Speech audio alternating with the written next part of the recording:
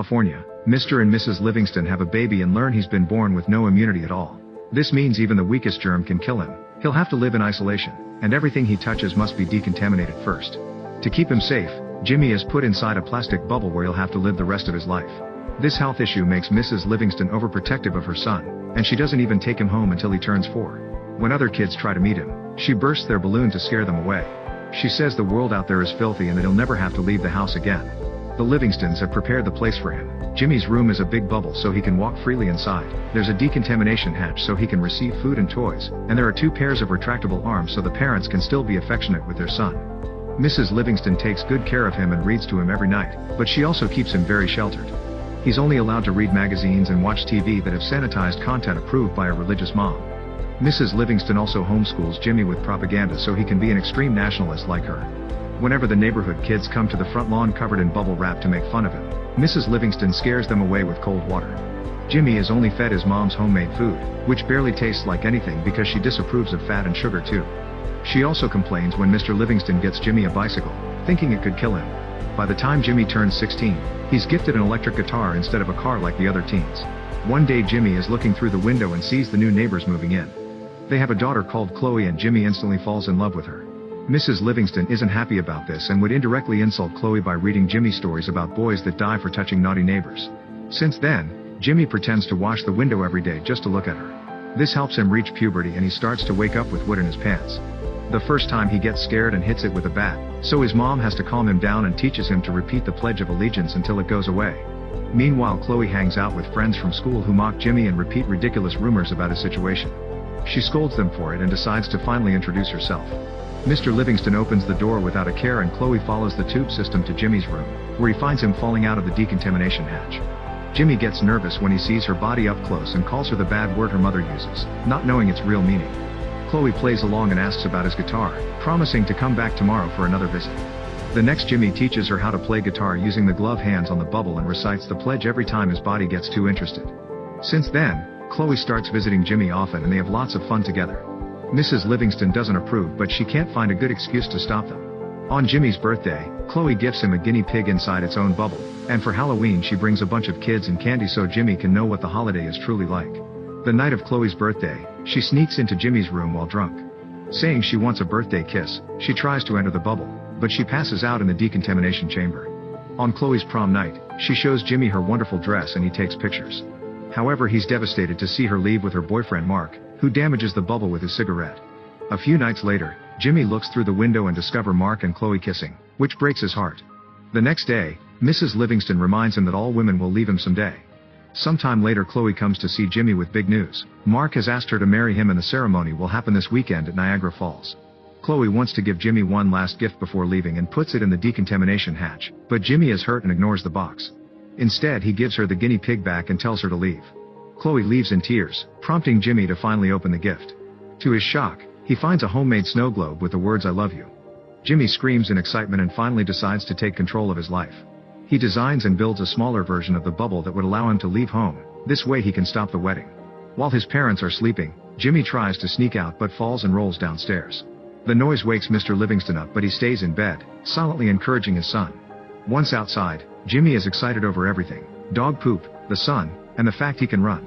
Eventually he reaches the bus station and tries to buy a ticket, but he doesn't have enough money for it.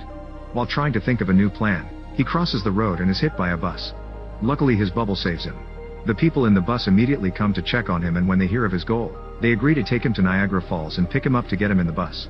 At home, Mrs. Livingston discovers that Jimmy is gone and screams in panic.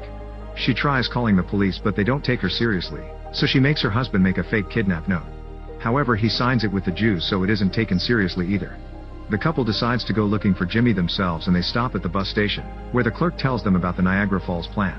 Back to the bus, Jimmy notices the group's uniforms, the lyrics of their songs, how they share the same name, and the things their strange book promotes.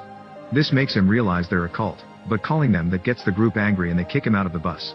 Now he's alone in the middle of the desert and he has to run away from random animals. Eventually he comes across a biker named Slim, who threatens him with his knife. Jimmy explains he can help him fix his bike. Slim is so grateful that when he hears about Jimmy's goal, he agrees to give him a ride. He also tells him he used to be in love with a woman named Wildife, who left him for another man. To this day, Slim wants to find that guy and kill him. Meanwhile, the cult finally reunites with their leader, who reveals the big prophecy painted on a rock. The chosen one will come with the holy word inside a living globe. The followers assume that's Jimmy, so they get back on the road to find him. That night, Jimmy and Slim make it to Las Vegas, and Jimmy is fascinated by all the attractions. He attends his first concert and the crowd tosses him around like a ball. While Slim teaches him how to gamble at the casino, he also tells him what being with a woman is like. When Jimmy sees that there's a scooter as a prize, he gambles until he wins it and leaves without Slim because he only has 2 days left. Soon the Livingstons and the cult make it to Las Vegas too. As soon as Slim sees the cult members, he remembers they left Jimmy in the desert and threatens to kill them. In return, the cult bus runs over his bike. A few hours later, the Livingstons reach the road and see Jimmy on the scooter. Mrs. Livingston forces her husband to turn the car and block the way, accidentally hitting the scooter in the process. Jimmy flies out and his bubble makes him bounce off for a while until he lands inside a train. He screams when he sees the people inside and learns that they're part of a freak show handled by Dr. Freak, who owns these people like slaves.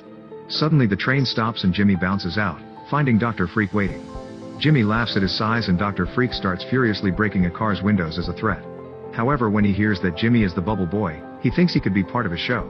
When Jimmy says no, Freak jumps on the bubble and tells him that no woman would ever love a weirdo. An offended Jimmy pushes him off and the bouncing sends Freak flying, causing his small body to hit a huge truck. Then Jimmy gets ready to leave and the other freaks try to follow him, so he explains to them they're now free and they can do whatever they want, but he must finish his mission alone. Next, Jimmy takes a handcar to advance through the train tracks, but it's too slow, so he stops at a restaurant to ask for help. He finds a sheriff and a bunch of rednecks mocking a man called Push Pop, and Jimmy comes to his defense. The men start mocking him instead, but when they hear he's got not immunity, they think it's some disease and everyone starts running away, leaving Jimmy inside. When they slam the door, a lamp falls and starts a fire in the restaurant. Jimmy panics as he tries to find an exit. Thankfully, Push Pop appears on the back door and takes Jimmy away in his ice cream and curry truck.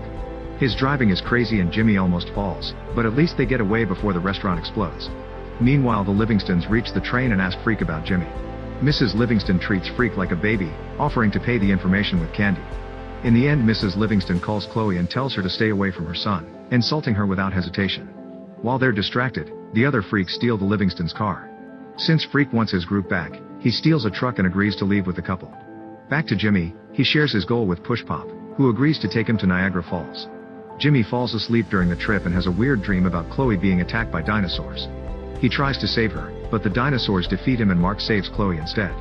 Jimmy wakes up screaming and startles Push Pop, causing him to accidentally hit a cow in the middle of the road. This greatly upsets him because cows are sacred in his religion, but Jimmy quotes his mom saying all other religions are lies. Offended, Push Pop tells Jimmy to go away while he stays to do a ritual for the cow's death. Jimmy gets going while tasting ice cream for the first time. Minutes later, a truck drives by and crushes the cow even more. Soon Slim also appears with a whole gang of bikers and they ask Push Pop about the cult. While waiting, they have Push Pop's ice cream and watch in surprise how the cult bus shows up to drive her over their bikes. Luckily, Push Pop agrees to give the gang a ride. Meanwhile, Chloe is trying on her wedding dress, but she's having doubts because she can't stop thinking about Jimmy. In the evening, Jimmy manages to reach a town and asks Pappy for a ride, but he must pay $500. Obviously, he doesn't have that money, but he sees a sign advertising a cash prize and enters the building. It turns out to be a naughty club, where he agrees to fight in the mud with two gorgeous women. Because of the bubble, the women keep slipping off and can't hurt him, so Jimmy easily wins the fight while he keeps reciting the pledge. With the money in hand, Jimmy comes out to look for Pappy, only to find the cult bus instead. The cultists immediately kidnap him, which is seen by the freaks that just arrived. Jimmy is taken to the ritual spot, where the cultists get Reed to free him from his bubble. While everyone prays, the freaks steal some uniforms and try to save Jimmy, but when the cultists see them, they think the ritual failed and everyone is mutating. Everyone panics and the freaks use the distraction to move Jimmy away, only to find the way blocked by Slim and the gang. A crazy fight ensues among the bikers, the freaks, and the cultists, during which Jimmy runs to pay Pappy so they can finally drive off. While everyone runs back to their vehicles to continue the chase, Jimmy falls asleep in the car. The next morning, he's shocked to discover Pappy died while still driving. The car loses control and a sudden turn sends Jimmy flying right through a sign by the road. The car continues without him, so Jimmy decides to enter a grocery store to call Chloe. Unfortunately, Mark picks up and tells Jimmy to give up because they're getting married in an hour. Losing all hope, Jimmy calls his mom to ask her to pick him up. An excited Mrs. Livingston throws Freak out of the car because she doesn't need him anymore. While waiting, a crying Jimmy tells the girl at the counter if he can have a beer for free, and the girl agrees. Jimmy can't tell she isn't the real clerk, she's a robber who is keeping the actual employee hidden outside the counter. As soon as Jimmy takes his first sip of beer, he passes out. Eventually his parents find him and get him in the car, but before leaving Mrs. Livingston must go to the bathroom. Jimmy and his dad use this time alone to finally bond, and it's clear that Mr. Livingston is jealous that Jimmy got to have fun. He uses a moon metaphor to tell his son to never give up, and Jimmy runs away. Mrs. Livingston freaks out when she notices and makes her husband chase after their son. Soon the other three groups show up as well, screaming at each other over Jimmy. The chase takes them to an airport, where an airplane is about to take off. Jimmy climbs on it and gets to escape just in time, laughing when he sees the pilot as Pappy's twin brother Pippi. The sudden takeoff causes the four vehicles to crash against each other, and Slim is shocked to see that Mrs. Livingston is his ex-girlfriend Wildfire. Moments later the plane makes it to Niagara Falls at the same time the wedding ceremony is starting. The plane starts malfunctioning, so Pippi has to pull off a crazy move to avoid crashing. However, it causes Jimmy to fall off and land in the water. Remembering everything Slim taught him, Jimmy lets the waterfall guide his way as he floats in his bubble. In the church, Mark says "I do," but Chloe hesitates. At that moment Jimmy bursts in and shocks Chloe by coming out of his bubble, saying he'd rather have a minute with her than a whole life alone. Then he kisses Chloe and tells her he loves her before collapsing. Chloe thinks he's dead as the Livingstons arrive with all the other groups. Mrs. Livingston cries for her dead son, but her husband is done and forces her to confess the truth. Jimmy isn't sick anymore. He got better when he turned 4, that's why they took him home from the hospital that year. Mrs. Livingston has been lying to him to keep him in the house forever. Jimmy wakes up and is so happy to have a chance at life that he forgives his mother. Then he finally gets together with Chloe. Sometime later, Jimmy and Chloe get married and all the friends Jimmy made during his adventure attend. Push Pop has brought the cake and a cow. He also reveals the cultists are now following his beliefs. Slim has befriended the Livingstons and they're in a poly relationship. When the happy couple gets ready to leave, they discover their drivers are the old twins, who have found the woman they used to fight over. Make sure to subscribe and turn on notifications so you can watch more videos like this.